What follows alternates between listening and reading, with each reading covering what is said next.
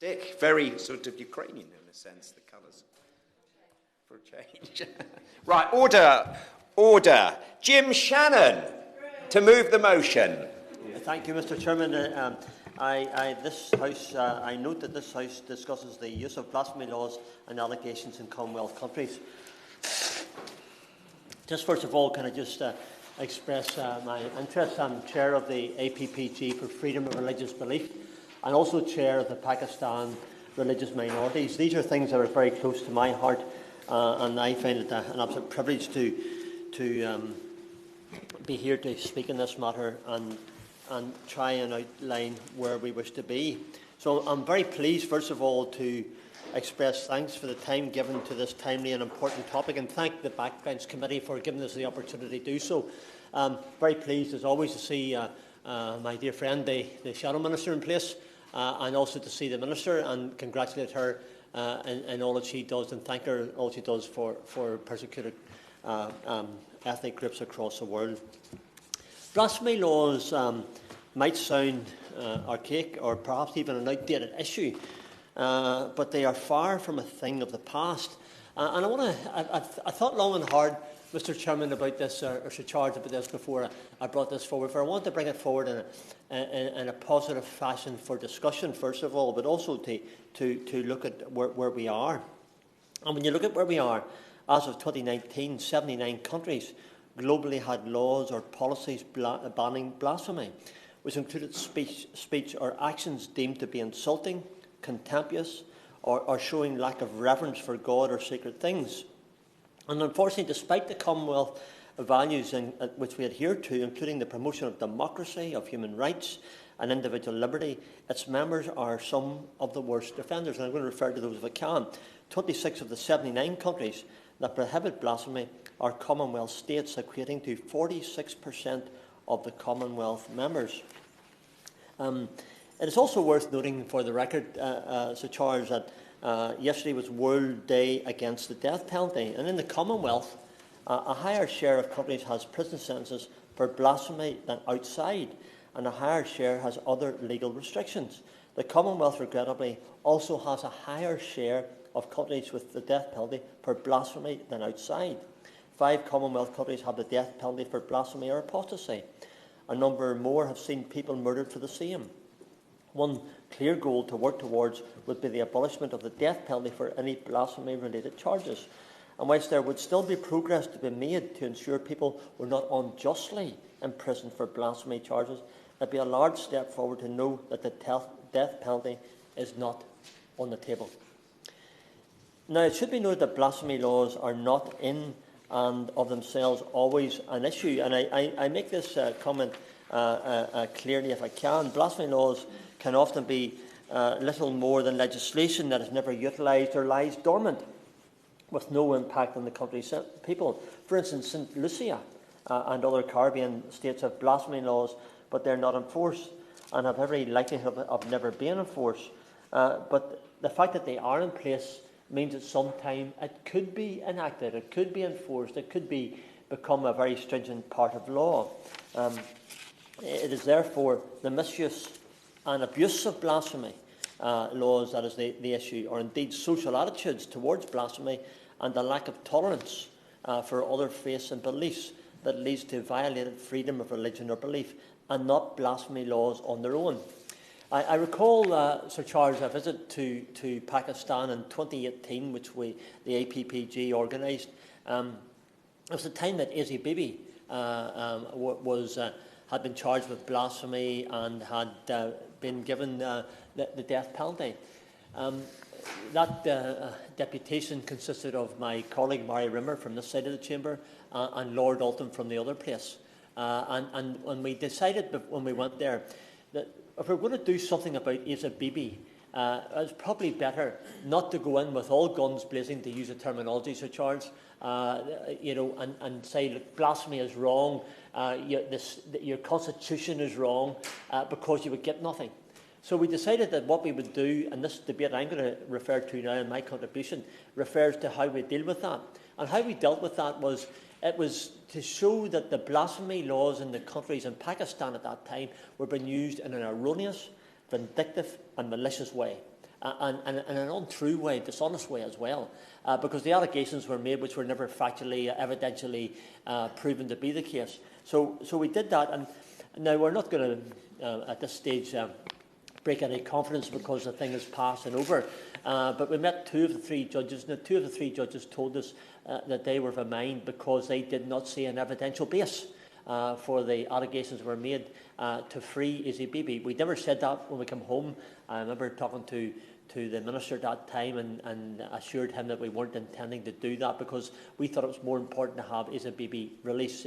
She was eventually released with her family and now lives in Canada. But there are other maybe Easy Bibis in Pakistan and across the world who have found themselves in a similar situation. I'm going to refer to a couple of them. I know my colleague, the Shadow Minister and dear friend for the Scots Party will also speak to some, because we've been in many deputations together and we've been in one in Nigeria recently. So I'm going to refer to one case in Nigeria. I know the Honourable Gentleman is going to do the same. Indeed, before highlighting cases where blasphemy laws pose a serious threat to ordinary people's lives and are weaponised as tools for persecution, I'd like to bring to members' attention the fact that a blanket repeal of blasphemy laws would be ill-advised. So I'm not seeking that. Calls for blanket repeals of blasphemy laws would have in some circumstances the unintended consequence of removing certain protections, such as prohibiting the vandalism of places of worship. Such consequences would far from advance the fight for freedom of religion or belief, but simply create new challenges. Instead, it's vital to stress the problems with blasphemy laws and how to counter these specific challenges. So a blanket repeal is not the solution. But something must be done, Sir Charles, and I hope to touch on some suggestions during this debate. Unfortunately, misuse of blasphemy laws or accusations of blasphemy are one of the most common tools used to target religious or belief minorities around the world. They are often used as a pretext for land seizures, for extrajudicial violence, discriminatory legislation. Blasphemy allegations can make a mockery of the justice system and fuel mob violence, as they often do, be utilised for settling personal vendettas, and generally be invoked to target and drive out religious or belief minorities in a given country or region. There are many examples. I referred to some of them in my contribution. The susceptibility of some blasphemy laws to such abuses is a grave challenge to freedom of religion or belief for all, with those of many different religions or belief backgrounds falling victim to the misuse of blasphemy laws, particularly within certain states of the Commonwealth. So in recent months, there's been a number of high-profile blasphemy cases, including blasphemy charges being filed against Pakistan's former Prime Minister, Imran Khan, and the murder of Nigerian student Deborah Samuel. We were in Nigeria back in May time, and the Honourable Gentleman and I and others were at that trip, and we had a chance to discuss many issues, and that young Christian girl, Deborah Samuel, who I referred to later on, was one of our cases. These cases illustrate how blasphemy laws are used to restrict freedom of speech, discredit political opponents, attack religious minorities, as well as drawing attention to the role of mob violence and blasphemy allegations and how that determines the legal frameworks in place. A report by the USCIRF on the use of blasphemy laws found that extrajudicial violence was particularly prevalent in Pakistan, with more than half of recorded events happening in that country. The other significant contributor from the Commonwealth was Nigeria, where we visited just a few months ago, and I'll touch upon that later as well, as I know my honourable friend on the front bench will do likewise. The report noted that extrajudicial violence is more likely to happen when persons accused of blasphemy are acquitted through the legal system, or police choose not to file charges, which shows that a solution is not found through legislation alone, but from changing attitudes in that country, which I think we've got to do as well. So we need to do that in a gentle way to those countries, and I would hope that through this debate we may just do that very thing. That shows that a solution is not found through, but also changing attitudes. Given high levels of extrajudicial violence, many victims and their families receive death threats, must live in hiding for fear of their lives, even if found innocent. And I refer to one of those cases as well. In these cases, victims are unable to access asylum pathways as they are stuck in their country of origin and cannot make a claim until they leave. A particular case that illustrates the above scenario and sheds light on the blasphemy laws in Pakistan more broadly is that of Sawan Masha. I've raised the case in the past, as others have, in this chamber here today, my colleagues, but it is worthy of renewed attention given the last week marked 2 years since his acquittal, and yet little improvement in the situation has been made since. The Minister is always responsive to us, and I appreciate that, by the way. We all appreciate that. And I'd ask the Minister perhaps to, if she can, give us an update today on that. If not, I'm quite happy as long as we're all notified afterwards.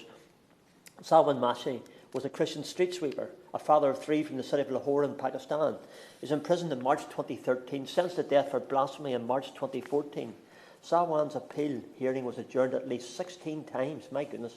But on 5th of October 2020, Salwan was finally acquitted in Lahore High Court, and he was released 10 days later with a delay due to security concerns for his life. His father lived to hear news of the acquittal but died before Salwan could see him.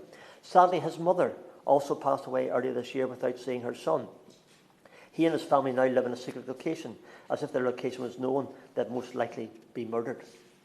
Salwan Mashi's arrest only happened after mob violence. It was not the rule of law that led to Salwan's dire consequences, but the abuse of the law. And that's what we're here today, the abuse of the law.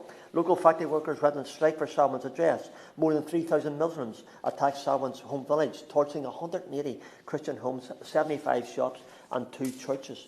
Salwan believes the charge against him was part of a plot by local businessmen to seize land previously held by Christians. The fact that blasphemy laws can be manipulated in such a way is the very issue at the heart of this debate.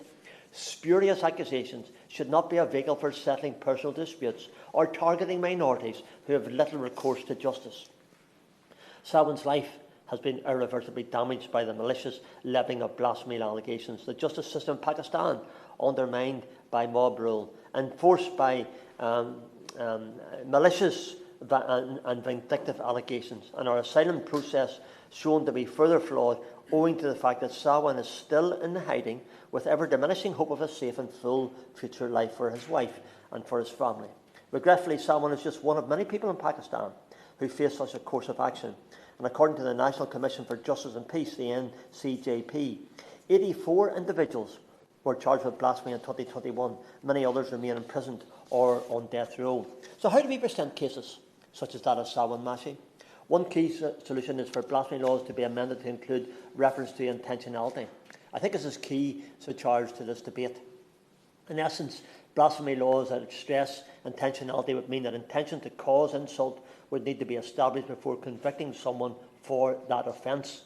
In Article 295C of Pakistan's blasphemy laws, the absence of reference to intent means that the prosecutor does not carry the burden of proving the accused had the intention of blasphemy. Such a problem is not unique to Pakistan, but Pakistan's more active enforcement of blasphemy charges makes an amendment ever more relevant.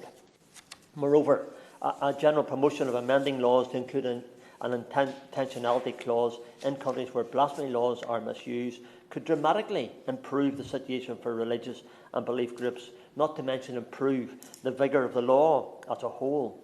So concerning Pakistan specifically, given that the UK is a significant giver of aid to Pakistan, the UK government should not be backward at coming forwards. There's a bit of an Irishism in there to charge backwards at coming forwards, but the thrust of it is with this recommendation, an accompaniment in changing the law and laying the groundwork for other members of the Commonwealth to do similarly.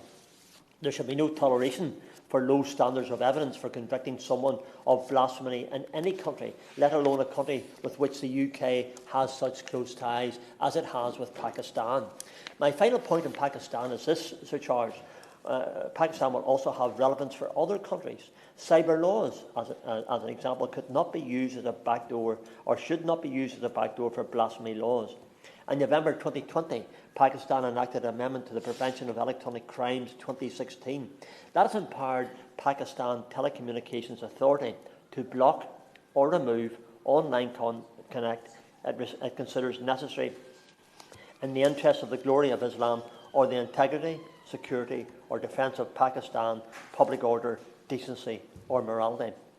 Unfortunately, Sir Charles, such a law enables the targeting of minorities for blasphemy-related charges. Since its enaction, 6 Ahmadi Muslims, have been arrested owing to these laws, and 17 named in police reports. And we have made overtures to Pakistan in the past about the Ahmadis. We do it again. The Ahmadis are one of those small Muslim sects who are persecuted by the Muslims in Pakistan.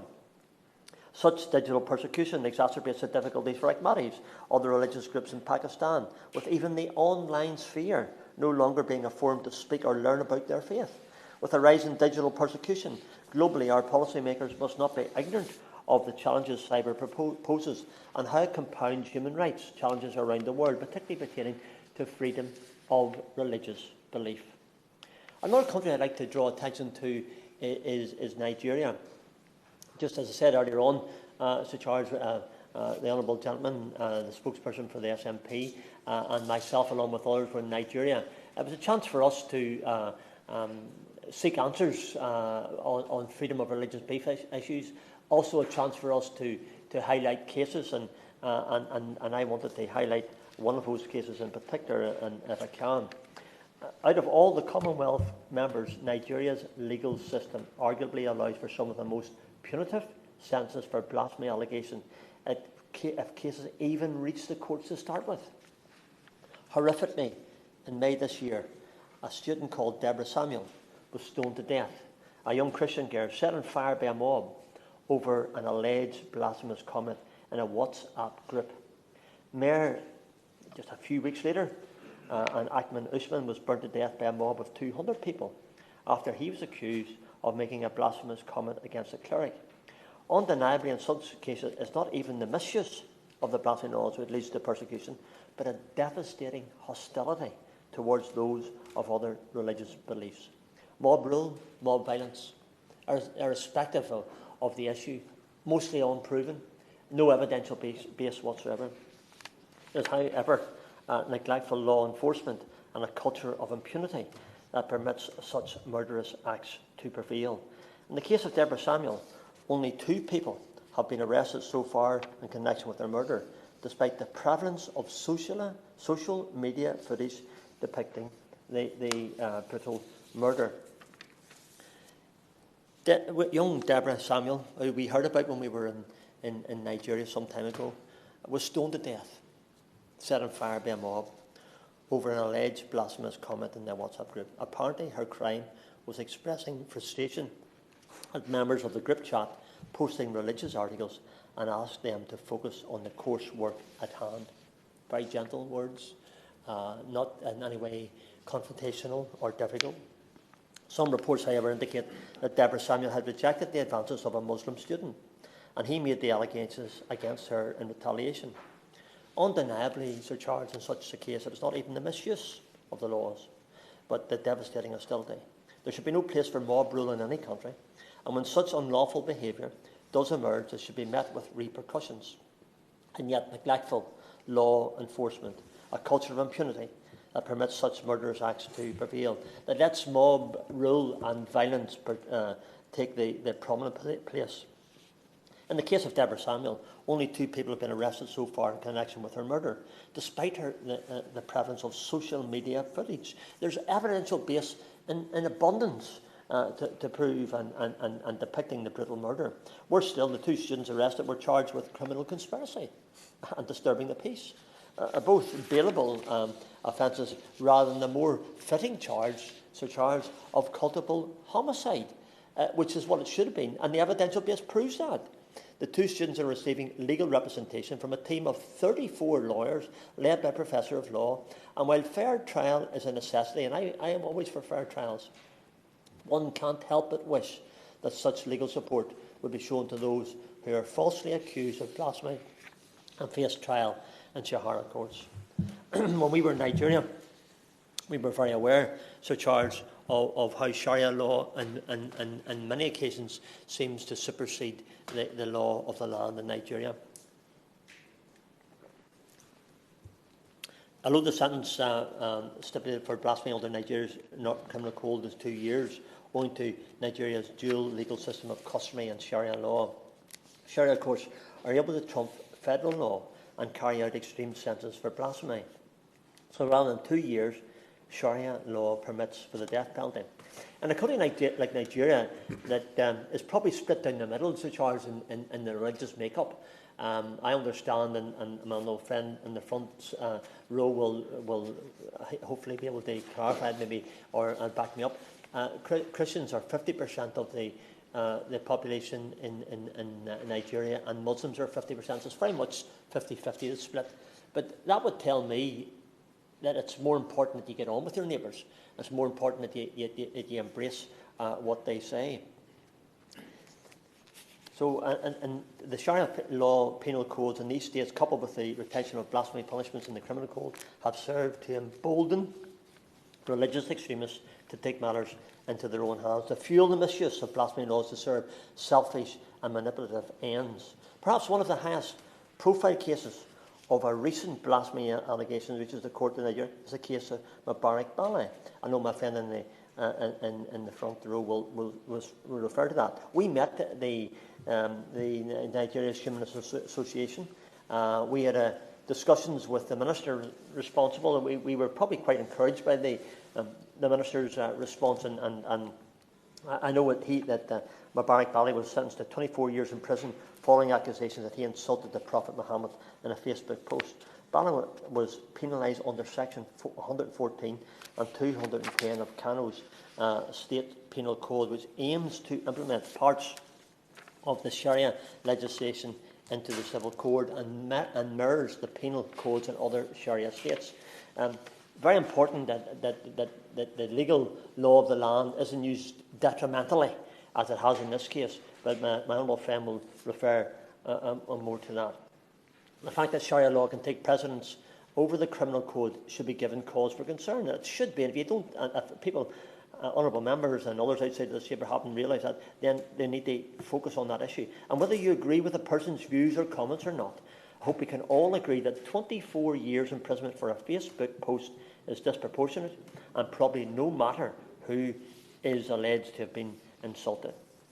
Such implementation of Sharia-based blasphemy laws curtails the liberty for all in Nigeria.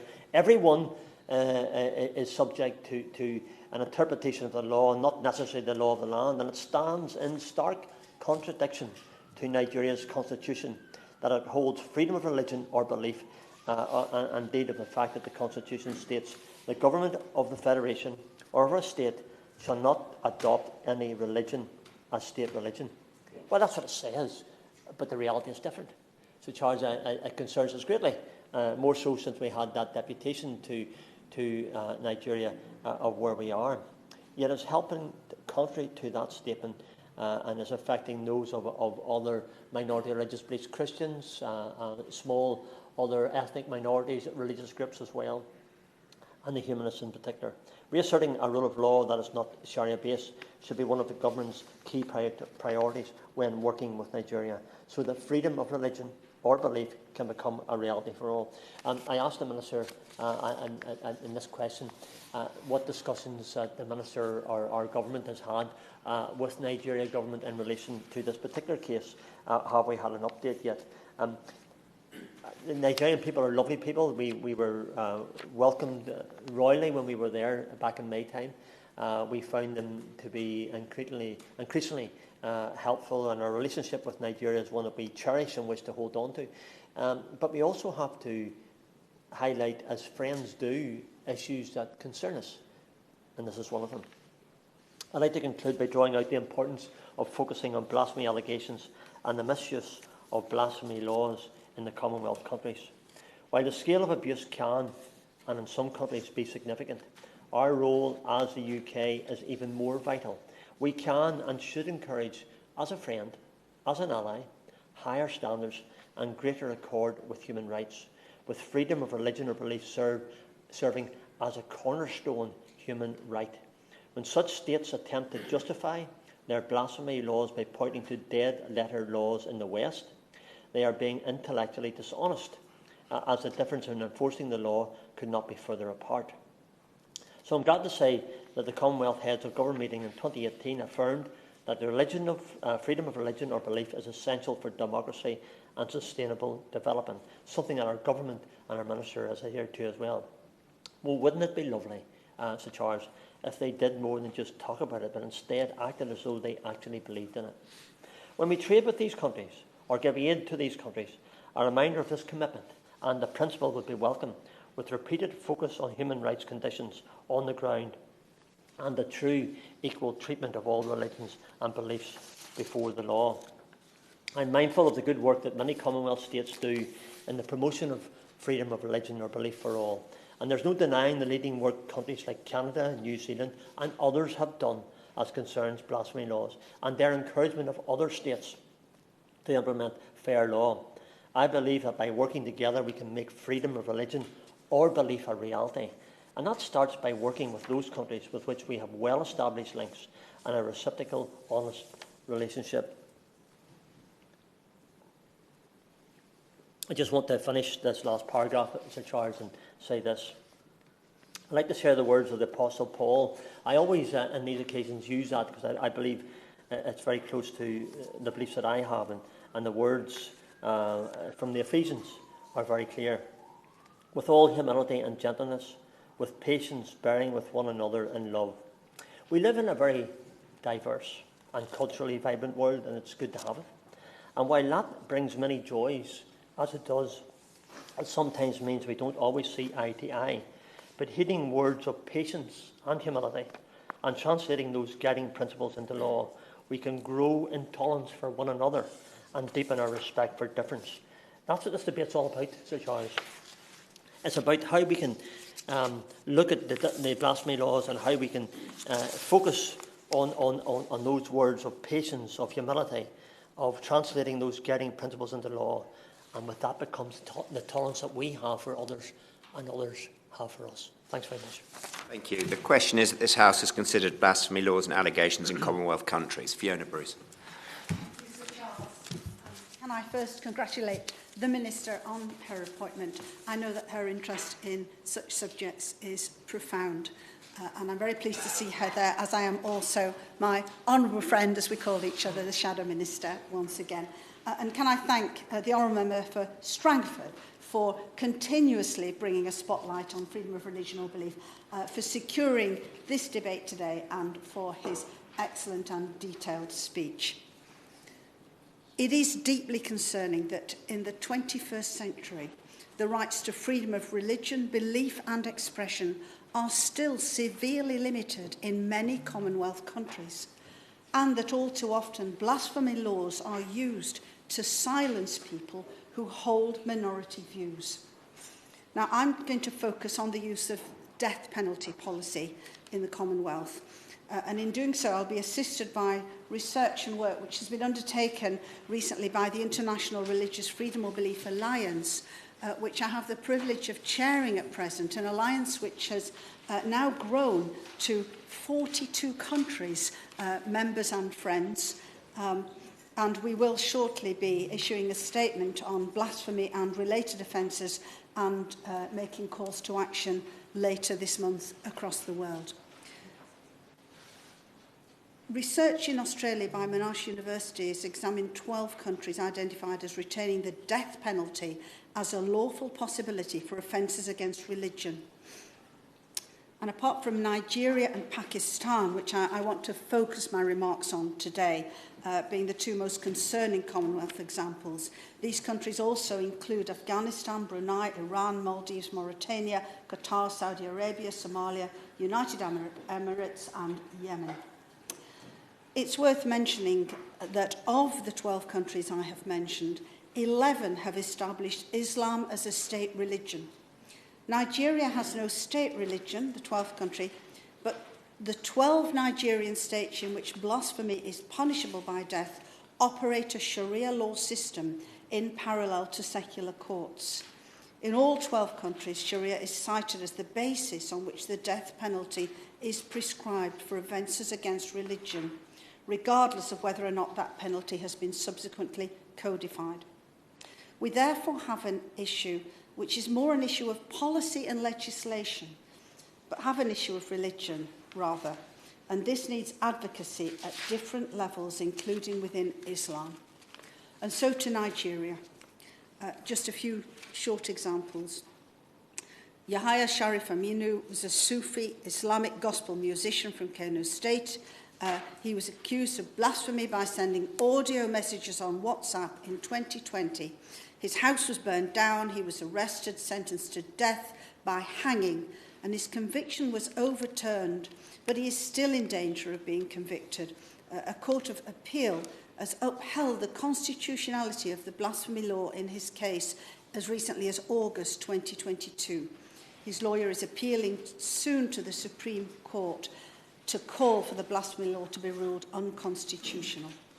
And in a particularly disturbing case for me as a mother, although so many are, in 2020, Omar Farouk was a 13-year-old boy who was sentenced to 10 years in prison for blasphemy after comments made to a friend.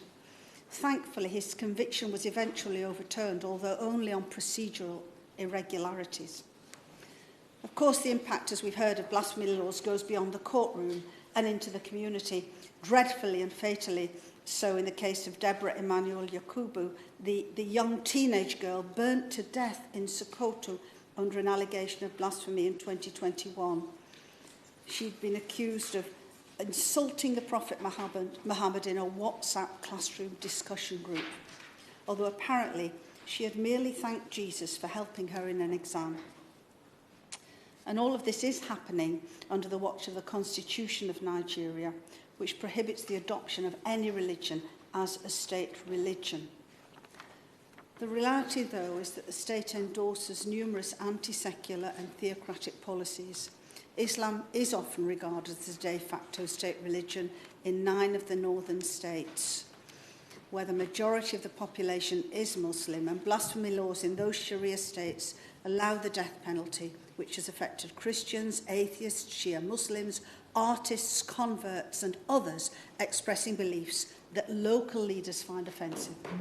I turn now to Pakistan, which actually ratified the International Covenant on Freedom of Religion or Belief. That's the International Covenant on Civil and Political Rights in 2010.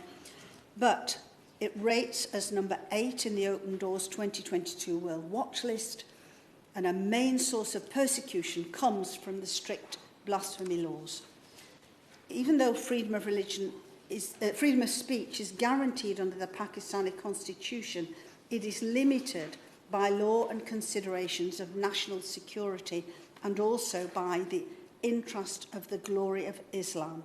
And Pakistan's strict blasphemy laws have been in place in their present form since 1986, punishing blasphemy with death or life imprisonment for, quote, deliberately or maliciously outraging the religious feelings of any class or the citizens of Pakistan, either spoken or written. And over the past 30 years, nearly 2,000 people have been accused under the blasphemy laws. Yet Amnesty estimate that most examples are based on false premises and lack evidence. And although the most severe punishment of execution hasn't been used in Pakistan to the knowledge of the international community, it is acknowledged that the laws have been used to sentence people to death, incite harassment and violence against those accused under the law. In a judgment released by the Pakistani Supreme Court recently, the judges took note of, quote, how many a time false allegations are levelled to settle personal scores and cases are also registered for mischievous purposes or on account of ulterior motives. And I won't go into too much detail of some of the more high-profile cases. Suffice to say, I was deeply saddened last year to hear of the case of Shagufta and Shafqat, a couple who were on death row for 7 years for making allegedly blasphemous text messages. Eventually, their sentence was overturned in June last year when it was found that neither of them could read or write.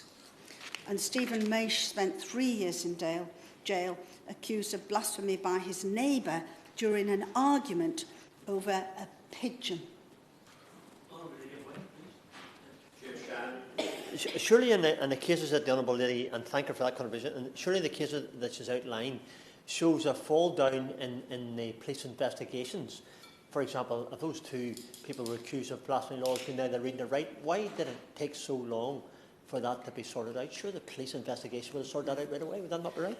This is one of the problems in many countries which, in their constitutions, sign up to international covenants and rights, including a freedom of religion or belief, and yet the court systems and the police investigation systems often don't then apply these principles in practice, and that's something which needs to be looked at, and in a few moments that I have left, I will address that.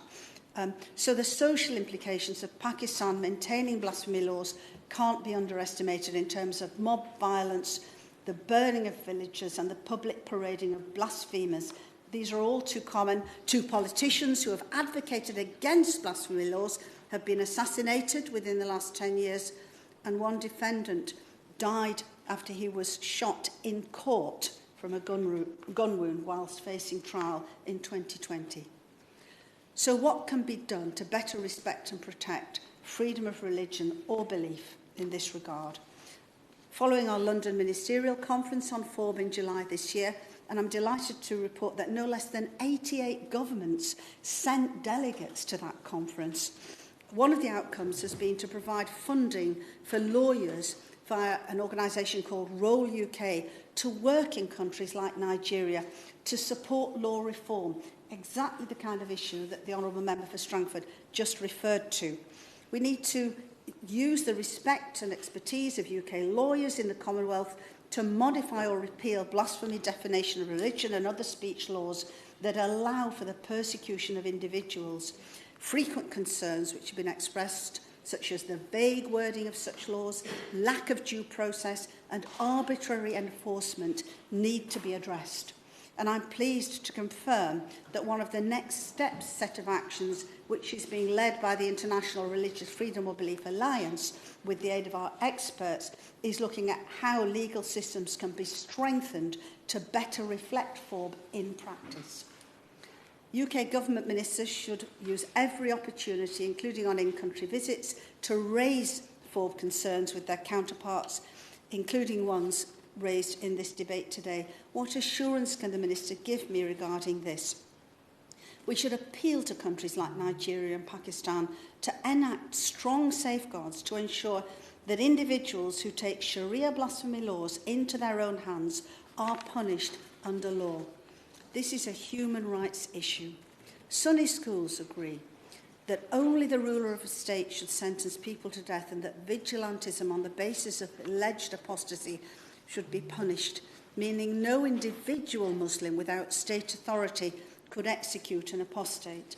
This is of relevance to Pakistan, where there is widespread violence at community level. Careful advocacy supporting many contemporary Islamic scholars' position, as articulated by the retired Chief Justice of Pakistan, S.A. Rahman, quote the following, and these are his words.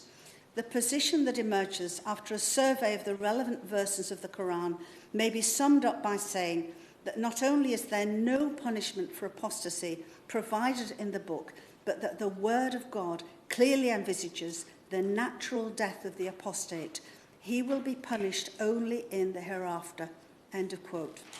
In closing, we need to urge Commonwealth countries to uphold and fiercely protect the rights of individuals to a fair trial and to ensure due process.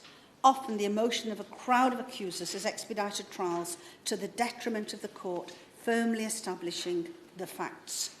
Again, careful advocacy, locally led with the support of international LGOs, can make an impact, and we should thank the tireless advocacy of organisations like ADF, CSW, Open Doors, CAN and Amnesty. We should join with these NGOs calling for the release of individuals facing the death penalty, and with the report of the UN Secretary-General on the 13th of August 2020 calling for a moratorium on the application of the death penalty for non-violent conduct such as apostasy and blasphemy, in line with the international agreement of the International Covenant on Civil and Political Rights, which so many countries have signed up to, including Nigeria and Pakistan. I look forward to the Minister's response.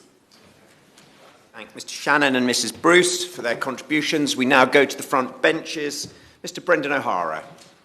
Thank you, Sir Charles, and it's a pleasure to see you in the chair for this morning's debate. And may I begin by thanking my honourable friend from Strangford for securing this debate. And I agree with him when he said that I think it will come as a surprise to many people in the UK that there are still 79 countries across the world which have blasphemy laws on the statute box, and that 26 of those are members of the Commonwealth. That's almost half the membership. As we've heard already this morning, where blasphemy laws are in place, all too often they're used to target religious or non-religious minority groups. They're also commonly used to discriminate against ethnic minorities, to facilitate land seizures, or as a convenient way to settle personal disputes. Blasphemy laws are also often used as an excuse to legitimise the extrajudicial violence, particularly when someone accused of blasphemy is either acquitted through the courts or when the police choose not to file charges. And it's in those cases where blasphemy laws have given a cloak of legitimacy to the mob, who have used it as a green light or a call to arms to take matters into their own hands when they feel that the judicial process isn't delivering the answer that they want. And we've seen far, far too many cases of this mob violence against individuals or minority communities, including, as we've heard from both the member from Congleton and Strangford, the case of young Deborah Samuels in Sokoto in Nigeria in May. Deborah, because of comments made on a student WhatsApp group, was declared a blasphemer. She was brutally beaten, stoned, before being burned in a pile of tyres, while others recorded this whole sickening event on their mobile phones. And despite all of that evidence going viral around the world, only 2 students have been arrested for Deborah's death and charged, as we've heard, not with murder, but with criminal conspiracy and disturbing the peace. And it's an indication of the degree of support that they enjoy that following their arrest, the mob turned out again to demand their release from custody. And sadly, history tells us not to expect too much in the way of justice for Deborah, because the culture of impunity which usually accompanies such crimes will likely mean that the perpetrators of this awful murder will face little or indeed no consequence for their action. As the Honourable Member for Strangford said, Sir Charles, 2 weeks after Deborah's murder, we were in Nigeria. We spoke to religious groups, secular groups, charities, NGOs, regional and federal government. And as you know, as we all know, Nigeria is a deeply, deeply religious country, which in numerical terms is almost evenly split between Christians and Muslims. But there are also those who follow traditional African religions and those who have no religious faith, humanists. And in a country so divided along religious lines, Nigeria's humanists need someone to defend their corner, particularly after the jailing of Mubarak Bala, the president of the Humanist Association of Nigeria, who was in prison for 24 years for blasphemy on his Facebook page. It's a remarkable and totally unjustifiable punishment for something that most of us would not even recognise as being a crime or an offence. Some of our delegation spent time with Mubarak's wife and young child while we were in Abuja, and we promised them that we would raise Mubarak's case and the length of his sentence at every opportunity in this place. And I would appreciate the Minister if she could update us what the latest from the FCDO is and what they're doing to help secure the release of Mubarak Bala. As we've heard both from members from Congleton and Strangford, Nigeria isn't the only senior member of the Commonwealth where blasphemy laws are being used or where even the accusation of blasphemy can be fatal. There's a similarly bleak picture in Pakistan, and I'm very pleased that the member for Congleton raised the case of the American citizen Tahir Nazim, who in 2020 was shot dead inside a courtroom while standing trial for blasphemy. Tahir was from the Ahmadi Muslim community, the only religious community to be explicitly targeted by Pakistan's laws on the grounds of their faith, and who have, over the years, been relentlessly harassed, denied their civil rights, murdered and officially declared non-Muslims. The murder of Tahir brought thousands out onto the street, not in protest, but in support of his murderer, a teenager who had somehow managed to get a loaded gun through 3 separate security checks before shooting Tahir multiple times. As a US citizen, the State Department were unequivocal in their condemnation, saying that Tahir had been lured to Pakistan from his home in Illinois by individuals who then used Pakistan's blasphemy laws to entrap him.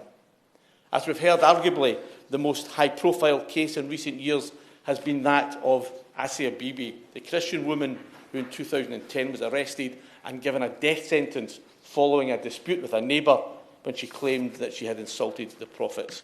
8 years it took for the Supreme Court to acquit her because of lack of evidence. But even then, her family were forced into hiding, and a cleric put a bounty of $500,000 rupees on her head for anyone who would kill her. The Asia Bibi case shone a light on Pakistan's blasphemy laws, but rather than opening up the debate on the use and purpose of them, those who dared question their very existence were themselves deemed guilty of blasphemy. And Salam Taseer, the governor of Punjab province, and the country's religious minister, Shahbaz Bhatti, were both murdered after calling for blasphemy law reform in 2011. The stark reality is, as Omar Warich, the head of South Asia for Amnesty International, pointed out, in blasphemy cases in Pakistan, an accusation becomes a death sentence, whether it's carried out by the state or by mobs of vigilantes. And the member for Stratford is absolutely right, therefore, to question how the continued existence and widespread use of blasphemy laws in so many Commonwealth countries can sit in an organisation whose own core values and principles says that it is there to support tolerance, respect, understanding, moderation and religious freedom. Sir Charles, that blasphemy laws still exist in almost half the countries of the Commonwealth is of huge concern, but the manner in which they're being used as a tool of repression is deeply alarming, whether that's through the courts or whether that's through the unofficial green light to the mob. On that point? Absolutely. Again, I thank the Honourable Gentleman for his contribution. And one of the problems that quite clearly, as he referred to, is the fact that lawyers and even judges are often frightened to accept blasphemy cases. At that level, at the highest level of the law of the land, those people are afraid. Does he agree? I think there's ample evidence of that being the case, that lawyers are and judges are intimidated by the rule of the mob. And it's something which we have to be part of addressing and finding a solution for. And I have great sympathy for the argument that we should be pressing for the immediate abolition. But the reality on the ground is much more complex, much more nuanced. And like so much across the Commonwealth, blasphemy legislation is almost a direct, well, it's not almost, it is a direct product of British colonialism, because we put much of the blasphemy legislation that is there, we put it in place many, many years ago. And the legal precedent for blasphemy laws originated here. And at that time, it was thought convenient to put a whole range of other legislation in there too, meaning that all too often blasphemy covers much, much more than what we would consider to be blaspheming. So perhaps, rather than reaching for the wrecking ball, we have to use diplomacy, international law, solidarity with these persecuted people to bring about positive change. And I think that should start with the Minister calling on all Commonwealth countries who currently have people imprisoned for blasphemy to be released immediately, starting with Mubarak Bala. And of course, that also means the UK must play its part in offering asylum to those people and their families who have been accused of blasphemy and who are at grave risk of extrajudicial violence. The UK should also encourage countries as they move to repeal to ensure that they start to decouple all those offences which are not blasphemous but which have been historically covered by blasphemy legislation.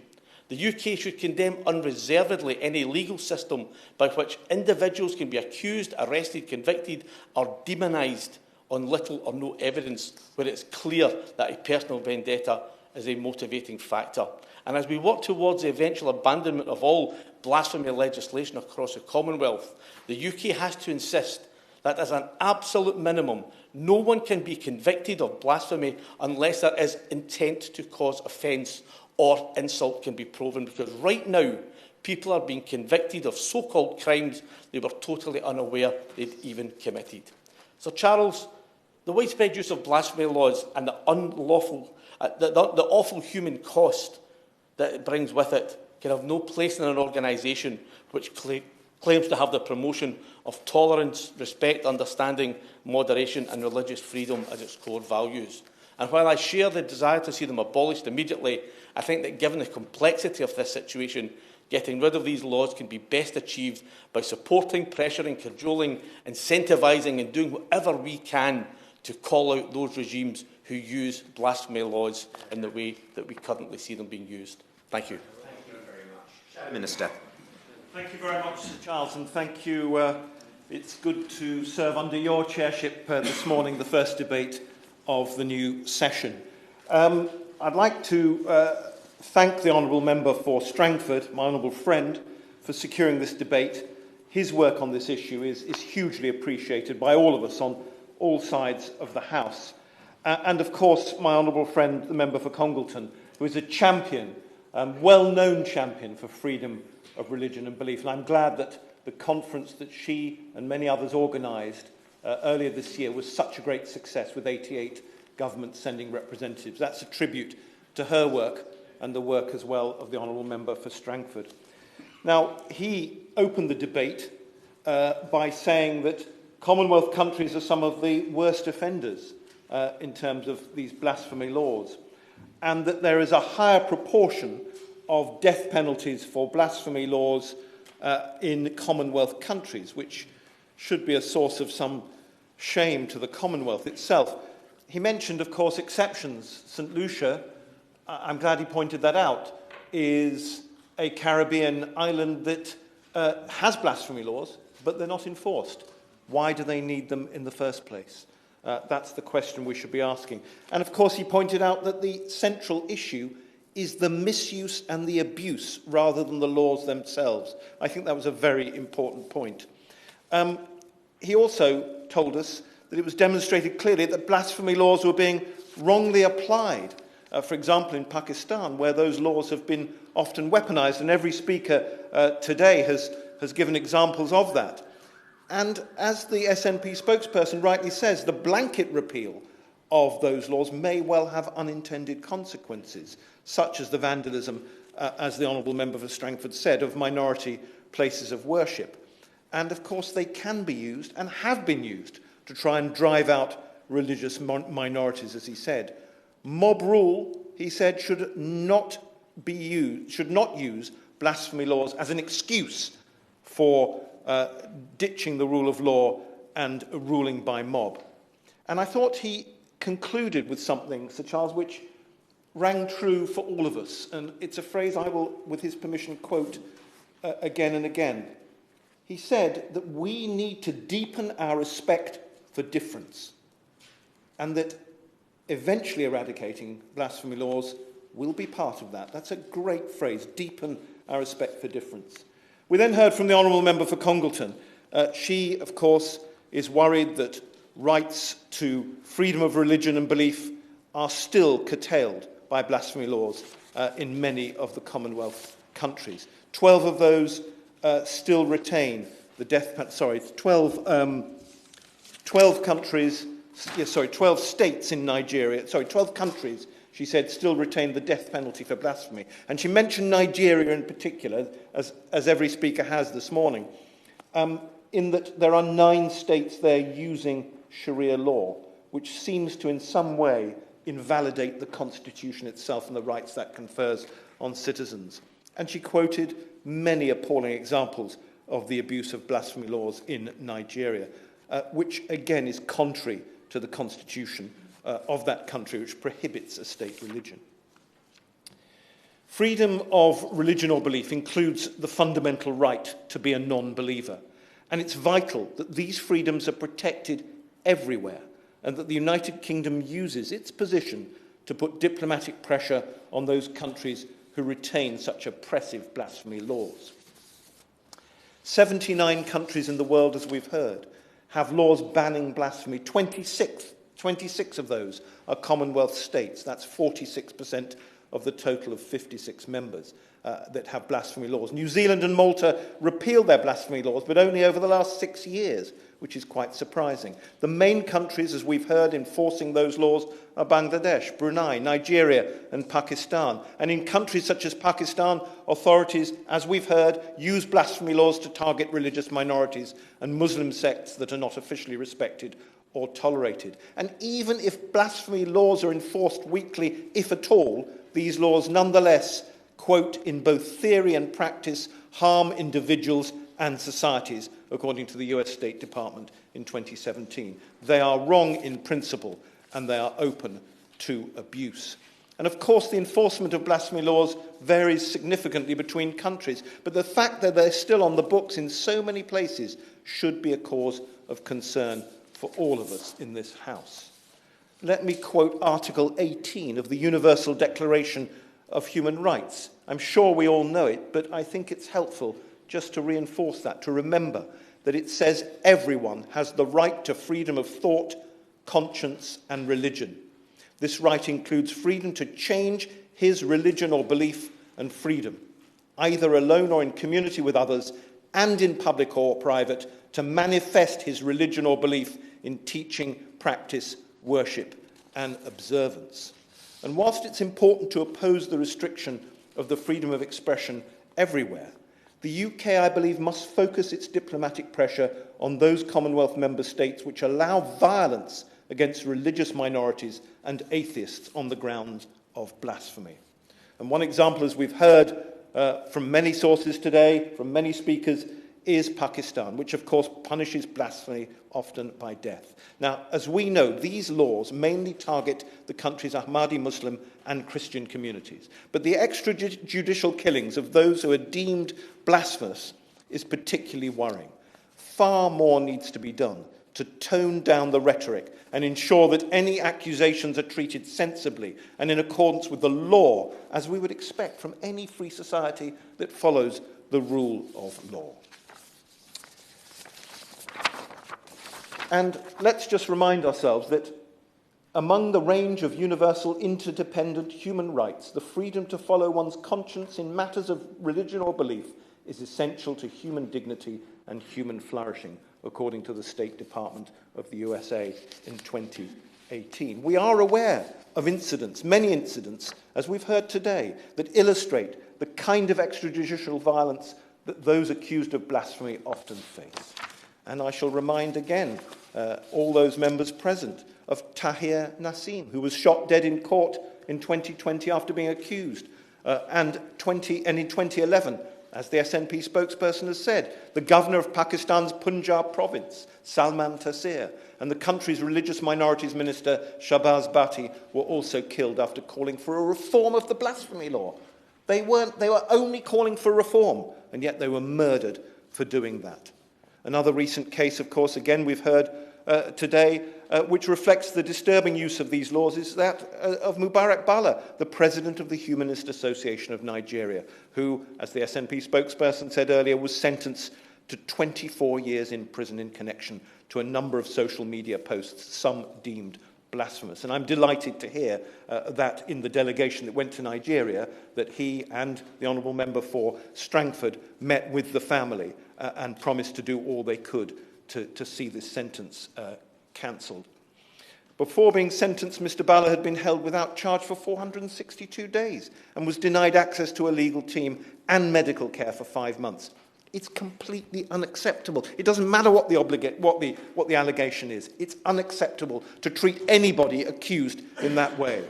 And this, of course, isn't just an issue for other Commonwealth countries, but has direct impact here in the United Kingdom. The use of violence that is legitimised by the accusation of blasphemy contributed to the murder, as we heard earlier, of Asad Shah, an Ahmadi Muslim in Glasgow in 2016, a case that shocked all of us. And I remember hearing that news at the time and being lobbied, of course, by the Ahmadi community in my own constituency.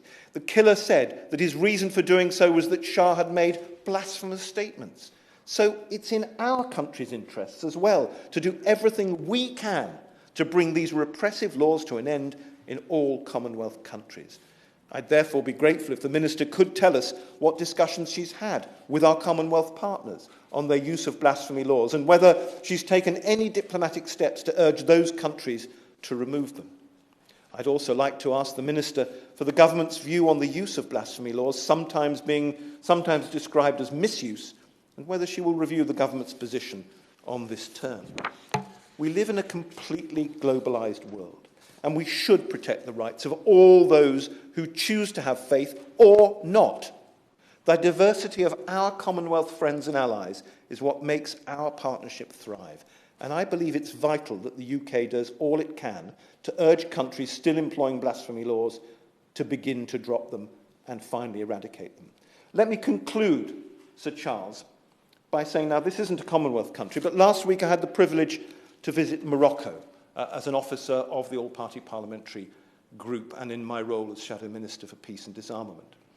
Now, Morocco's a very interesting country. I know it's not in the Commonwealth, but my late father lived there as a child in Tangier, and indeed my late uncle, who was Jewish as well, was the mayor of Tangier in the 1940s during the Second World War. So it's a country that tolerates freedom of religion and belief and has demonstrated that very clearly. Indeed, we visited St Andrew's Church in Tangier whilst we were there, a church that was given by the Sultan in the late 1880s to Queen Victoria. And it's a magnificent church decorated in the Islamic style with contributions made by the local mosque and also the local synagogue to worship in that church. It was great. It was a great feeling being there. But what I wanted to tell members, honourable and right honourable members present today, was that we also had the privilege of meeting an organisation called the Rabita Mohammadiyya of the Ulemas. Now, it didn't mean much to me either, but what it means is, literally translated, is the League of Scholars, the League of Islamic Scholars, of course. And it was reconstituted, having lain dormant for many years, by the current monarch, King Mohammed VI.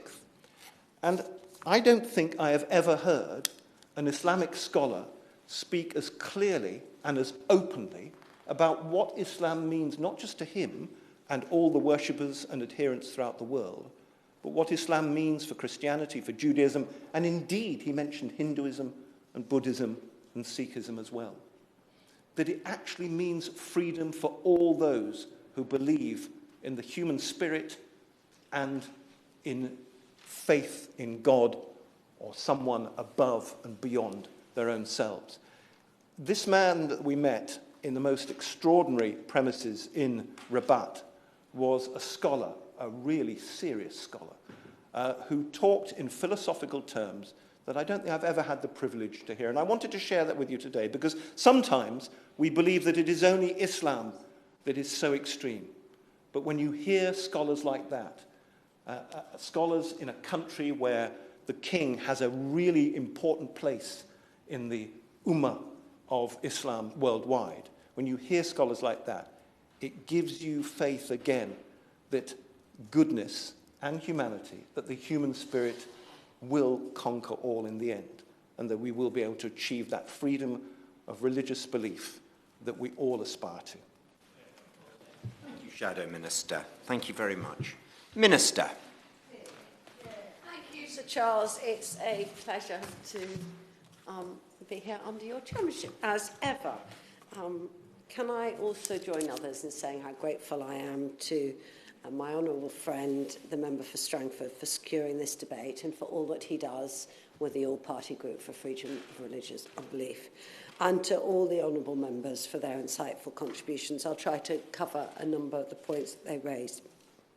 But let me begin by underlining that government's deep concern that the use of blasphemy laws undermines the right to freedom of religion or belief, the right to freedom of expression, and indeed often the right to gender equality as well. My remarks today will cover the broad spectrum of the UK's work on freedom of religion or belief, of which our work to tackle the misuse of blasphemy laws is an important part. Freedom of religion or belief is the right of every person to hold any faith or belief, or indeed none at all, and the freedom to change as they choose. It is the very foundation of a free and open society. And people should not live in fear of persecution for what they hold in their hearts or how they choose to express it. And it is for these reasons that the UK government remains committed to defending freedom of religion or belief for all, because promoting these rights is one of the UK's long-standing human rights priorities. The use of blasphemy laws that undermine human rights, including freedom of religion or belief and freedom of expression, is deeply concerning. The laws generally limit freedom of expression, and they're only compatible with international human rights law in very, very narrow circumstances. So the government regularly applies diplomatic pressures on countries that misuse blasphemy laws.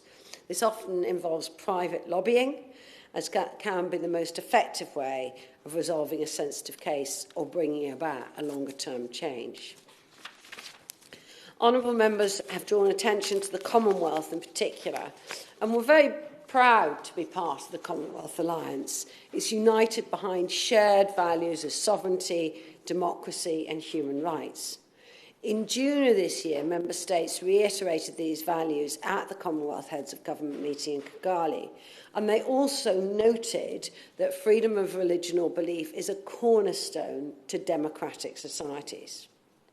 Yet, despite these agreed values, there do remain countries where a person may be imprisoned, fined, or even sentenced to death for leaving a religion or for expressing a dissenting opinion about a religion. As a matter of principle, this government opposes the death penalty in all circumstances.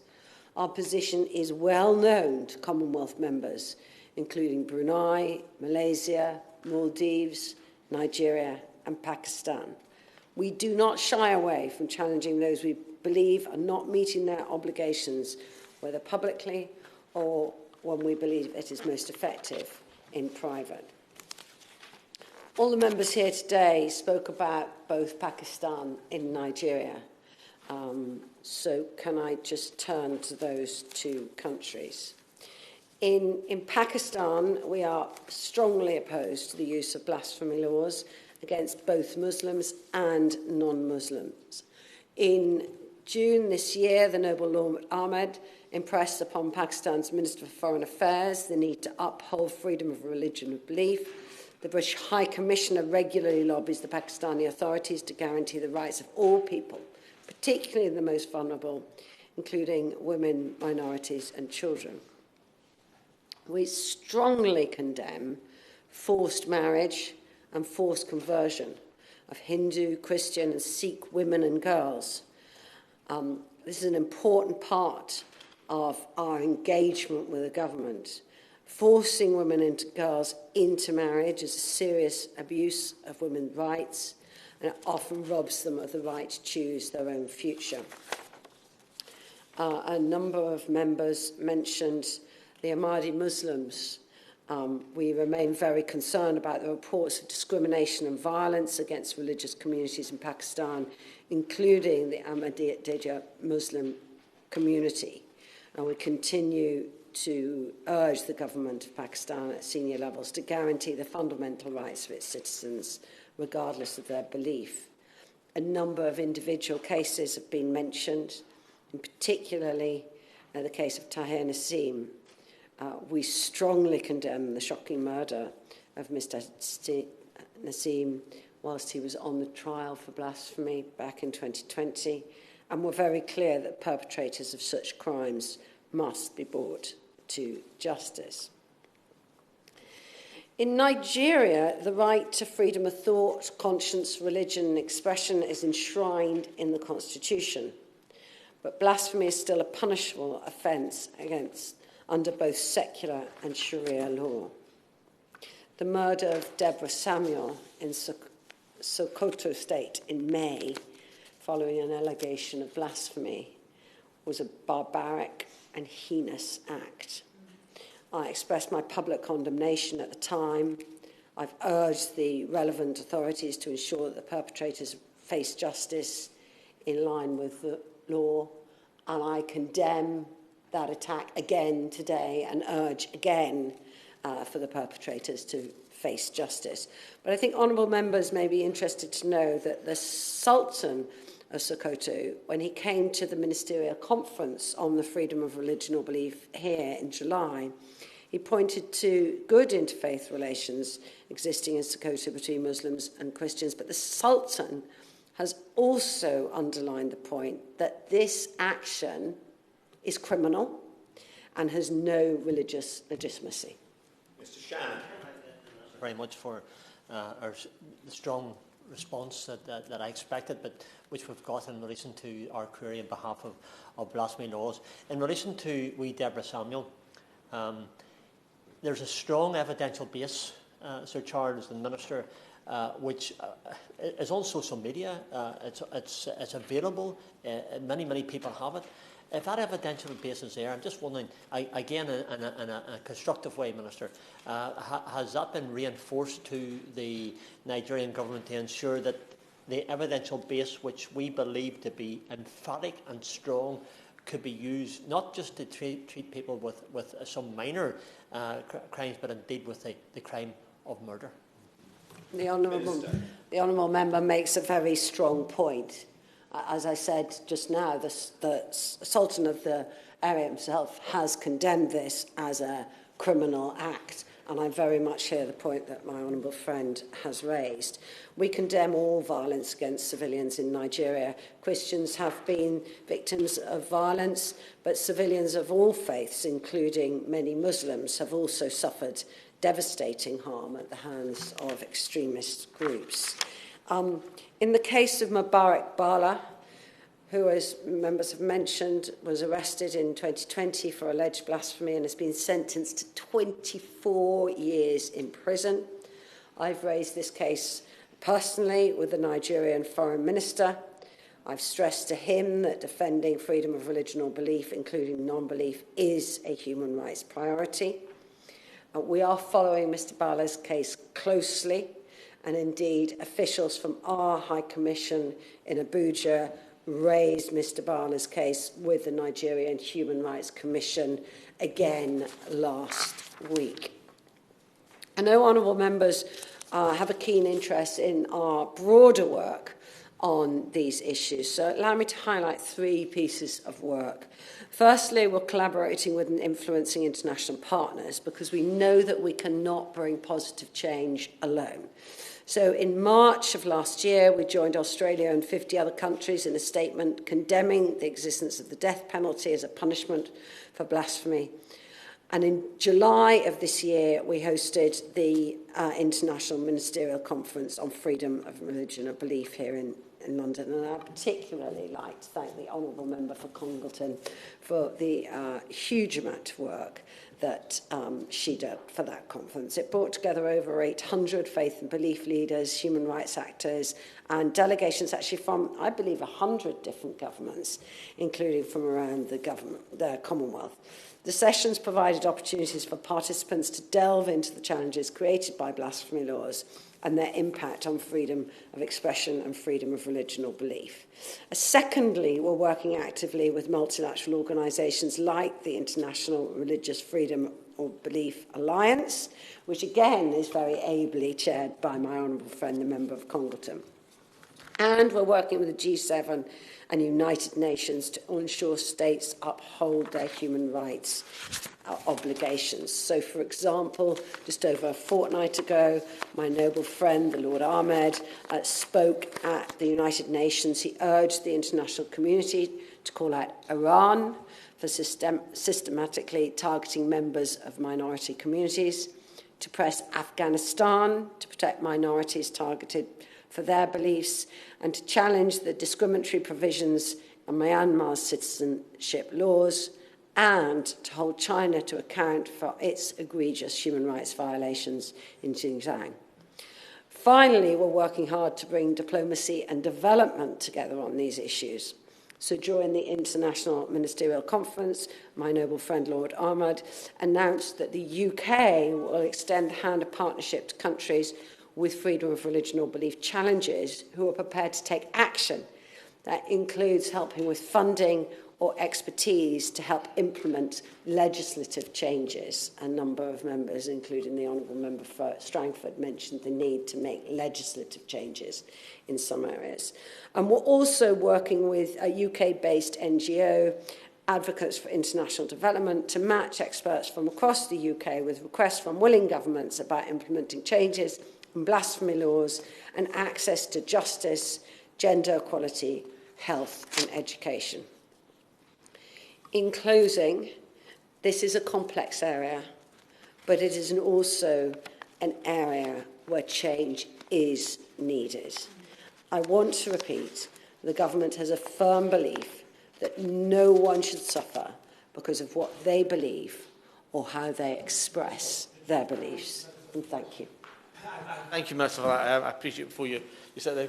Just on the point of Mubarak Bala, Yeah. could you say a few words on what the government has done to advocate on his behalf directly with the Nigerian government, and when is the last time that we spoke as a government to the Nigerians about Mubarak? Thank you. As I said, I've raised this directly with the Nigerian Foreign Minister, and as I just said, officials from our High Commission in Abuja raised it with the Human Rights Commission just last week. Again, we will continue to raise this, and I will certainly let the Foreign Minister know that the case of Mubarak Bala has been raised by members from all parties in their comments in the House of Commons today. Thank you for your support on this journey. Thank you, Minister. Ms Shannon, 2 minutes. Thank you, Sir Charles. You're always very generous. And can I thank, first of all, everyone for taking part, and particularly can I thank the Honourable Lady for Congleton for, first of all, not just for our participation in this debate, but for all she does for as a special envoy. She mentioned the conference that 88 countries represent. I think that tells you a lot about reaching out and grasping all the importance of that. She referred to many cases in Nigeria and Pakistan where it has not been going according to plan. Blasphemy laws have been used in a very adversarial point of view. The Honourable Gentleman for Argyll and Bute, as always, brings forward he's a dear friend of mine. We speak on these issues all the time. But he underlined the issue for where people who blasphemy laws are used to target, to discriminate against the ethnic minorities and religious groups, and an accusation becomes a death sentence, and very clearly that's the case. Also, my honourable friend, the Honourable Gentleman for Leeds North East, who again we have these debates, and he's always here, and I am alongside him, and he's alongside me as well. Again, I thank him for his participation, and particularly I thank him for that quotation at the end of his speech. That was quite wonderful. I think that's where we all want to be through this debate, and a better understanding and respect for each other, and that's the way it should be. Can I especially thank the Minister, and it's always a pleasure, genuinely, to have the Minister in her place, and to have that very positive response from the Minister in relation to how Commonwealth countries and the engagement that the Minister and Government has with them, to not just to have the words expressed, but to have the actions in place. So I very much welcome the commitment to making sure that the murderers, and particularly of Deborah Samuel, are made accountable for her murder, and that clear engagement that the Right Honourable Lady has had with the Nigerian Government. Also, very pleased to see that the Forbes Alliance, which the Honourable Lady for Congleton chairs, the G7 and UN uphold their human rights obligations. Lord Achmet's work as well is tremendous. But just conclusion, very quickly, say thank you to everyone for participation, in particular for everyone who has made constructive recommendations. We hope through this debate, Sir Charles, to have a very, very positive movement forward. I think those across the world who have no one to speak for them, we in this House today have been that voice for the voiceless, a voice for them who must have someone to respond to them. Today this House has done just that.